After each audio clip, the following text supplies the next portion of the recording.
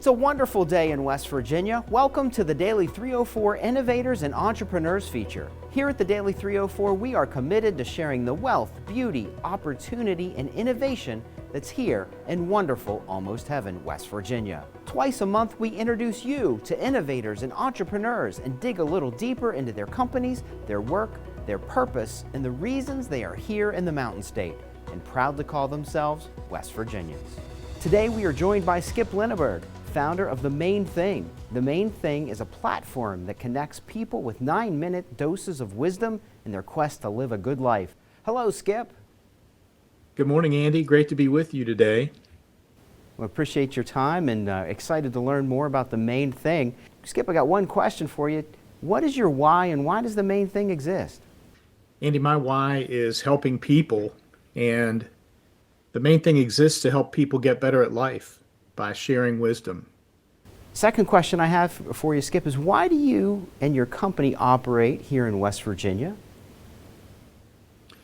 I'm a native West Virginian. I've grown up in West Virginia. I'm now in Charleston, but I grew up in a different part of the state with Eastern Panhandle that's over in the Baltimore, Washington metro area. After college, I lived away from West Virginia for 7 years and decided to come home. And I love it here. I operate here because this is home and I've got everything that I could possibly need here in West Virginia. Just a little bit more about that. We've got no traffic. I can be in the capital city of Charleston, where I'm speaking to you from. I can be anywhere in 10 minutes. We've got safety. We don't have to worry about crime. One of the safest places to live and raise a family. I've got access to people. Because of the scale of West Virginia, I can talk to someone on the governor's staff. I can talk to policymakers. I can talk to sports commentators. And we've got great outdoor recreation, great community with a wonderful church that's a big part of our lives and my family, and phenomenal food. We have just an incredible farm-to-table local food movement here as well. So as you can see, I think I have it all here. Why would I do it anywhere else? So Skip, I got a couple more questions from you. Tell me the best West Virginia success story you have. The best West Virginia success story I have is just doing business here in West Virginia. This is my second entrepreneurial venture. About 20 years ago, 2001, I've launched a marketing and advertising agency with a couple partners. And now I have this entrepreneurial venture, which is RL Creative Services, under which the Main Thing podcast operates. But, talking to the business community here, there are so many success stories. How much time do you have, Andy? I understand. But that's a great insight. So thank you.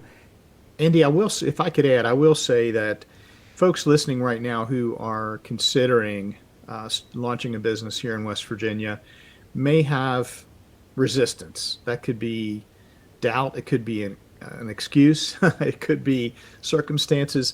I want to tell you that when I launched this business in November of 2019, I went on wv.gov. I think I got to the Secretary of State's office. I went through the necessary steps to create my business, which I chose to do an LLC. I was done in 40 minutes. I did 2 online credit card payments, and days later I received in the mail my charter for my West Virginia corporation. One more thing, what's the best activity you love doing here in West Virginia? I love going about 50 minutes east into the small gem of the town of Fayetteville, West Virginia, right in the middle of the New River Gorge National Park. When I get to Fayetteville, I have a place that my wife and I have a place that we like to stay called Lafayette Flats. It's an incredible boutique vacation rental in the middle of town. Great restaurants there, but what we go there for is to hike on the many trails in the New River Gorge Park. And we hike. We occasionally do some rafting. We do some stand-up paddle boarding. And then when we come back into town, we walk to just some great local restaurants, pubs, shops. So Fayetteville is my favorite way to take a weekend away, recharge, and get into some recreation. Skip, thank you so much for joining us today. Here on Innovators and Entrepreneurs, we have a feature each time we have our program, and it's called Innovation Corner. And you and I had a brief discussion before about what's the one thing that we could put out there for folks to consider and possibly look at how they're structuring their business, how they're going to look at their revenue generation, and how they're going to live their purpose of their business. And you brought up a pyramid.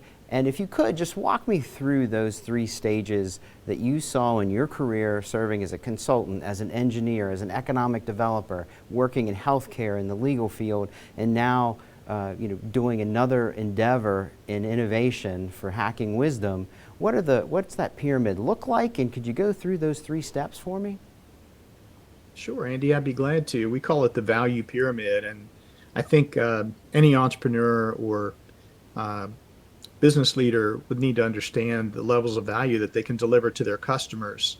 The base level of our pyramid, the bottom layer, was we could sell our services, our hours. We had service hours to offer, and customers would pay for those because they needed to get things done.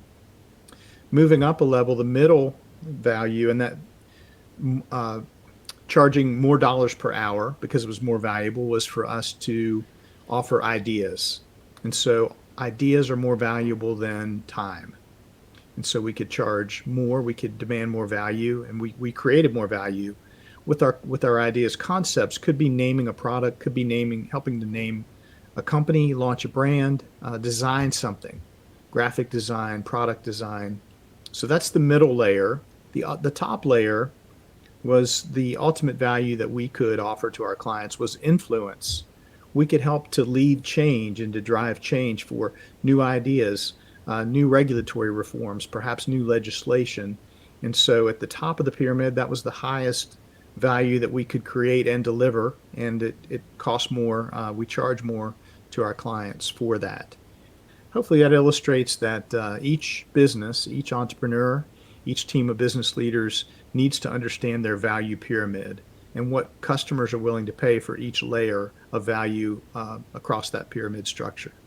Skip, that's exactly why I asked you to be here today. Thank you so much. 8 seconds, can you tell me what's the easiest way to connect with the main thing? Yeah, the easiest way to connect with the main thing is to go to themainthing.libsyn.com. Maybe we can get that put on screen as a super.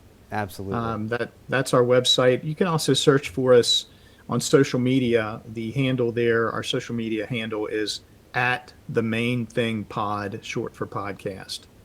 Wonderful. Skip Lineberg, thank you so much for being here today and sharing with the world the opportunity that's here in West Virginia for innovators and entrepreneurs. Have a great day, Blessed friend. to do it. Thank you so much. My pleasure. Take care. Thank you so much for joining us this episode of Innovators and Entrepreneurs. Be sure to follow us on all our social media channels at The Daily 304. You can also stay up to date with the great things happening in beautiful, almost heaven, West Virginia by heading to wv.gov/daily304. Also, keep an eye out for the next Innovators and Entrepreneurs feature. We're talking to a man so passionate about West Virginia, he drove all the way to Silicon Valley to let people know about the great stuff happening here in the Mountain State. Take care, everyone.